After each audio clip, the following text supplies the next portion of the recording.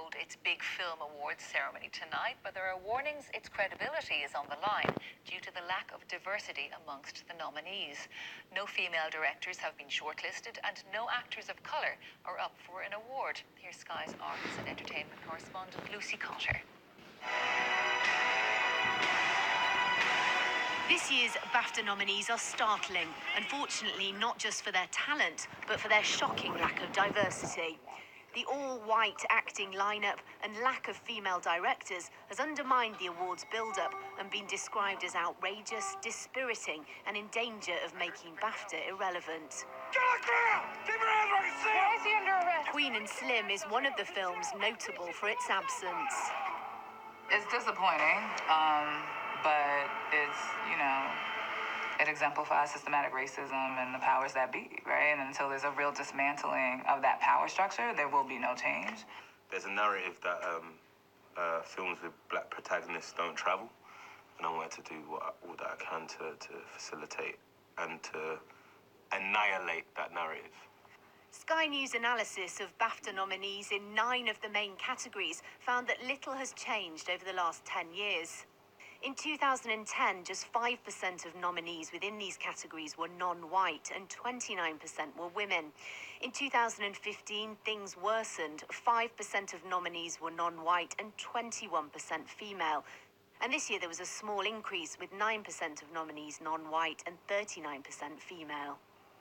The CEO of Time's Up was so frustrated by the Bafta nominees, she commissioned an alternative, more diverse list.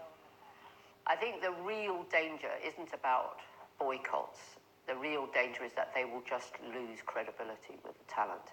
It's the structures that mean that certain films get supported and others get overlooked. So how people vote, membership, making it much more transparent. Yeah, I want to be on Fox. Margot Robbie is up for 2 Baftas this year, but regrets that the awards aren't more diverse. I loved a lot of movies this year, but I loved movies that were directed by phenomenal female directors as well. But, what can you do? The preparation for the biggest night in British film here at the Royal Albert Hall is intense. But more intense is the pressure on Bafta to maintain its reputation. The UK film industry is booming, and Bafta must be a positive celebration of talent and not an embarrassment. Oscar and BAFTA-winning producer Gareth Ellis-Unwin is head of film at Screen Skills, a charity which works to get talent into the industry. It is an embarrassment for people like me who have been working very, very hard with the stories they've chosen to tell over 10 plus years to see the lack of change. There are quite a few ambassadors for this work that are working really hard to try and make it happen, but we've all got to play our part. BAFTA is now carrying out a review and has led countless initiatives to increase diversity in the industry, but it needs to ensure its own house is in order to maintain its standing on the world stage. Lucy Cotter, Sky News. In other news this morning, fans are gathering in Miami ahead of this year's Super Bowl between the Kansas City Chiefs and the San Francisco 49ers. The game will be played today with Jennifer Lopez and Shakira performing the halftime show. A ticket won't come cheap, though. The average price for those in the stadium is almost $6,000. And conservationists in Ecuador have been left shell-shocked after 30 giant tortoises were found that are partially descended from 2 extinct species. One of those is famed Lonesome George, who was believed to be the last of his species when he died in 2012.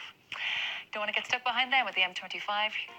Hello again, you're watching the press preview. It's our first look at Sunday morning's newspapers. In the next half an hour, we'll see what's in the headlines with journalist and author Rachel Shabby and the writer Benedict Spence. Good to see you both again. So let's take a look then at some of those front pages. We're going to start with The Observer. It's leading with an image of Boris Johnson striking a gong to mark the UK's departure from the EU.